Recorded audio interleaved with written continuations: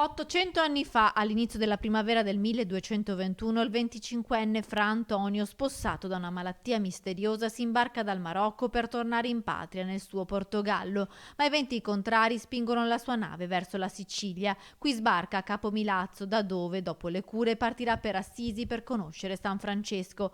Fra Antonio sarebbe poi diventato Sant'Antonio da Padova, uno dei santi più amati della cristianità. Questo primo avventuroso arrivo di Sant'Antonio in Italia viene rievocato sabato 27 marzo alle ore 11 nella splendida baia di Capo Milazzo in provincia di Messina, un evento che a causa della pandemia non può prevedere la partecipazione del pubblico ma sarà trasmesso in diretta TV. La rievocazione andrà in onda infatti su Rete Veneta, emittente del nostro network Media Nord-Est, a partire dalle ore 11 fino alle 12, oltre che sui canali social del Messaggero di Sant'Antonio. Sarà una celebrazione di grande emozione con uno speciale evento di riproposizione del naufragio che prevede l'arrivo dal mare e lo spiaggiamento sotto il santuario rupestre costruito nella grotta che secondo la tradizione ospitò Antonio di una reliquia maggiore del santo proveniente da Padova e accompagnato da padre Oliviero Svanera, rettore della basilica.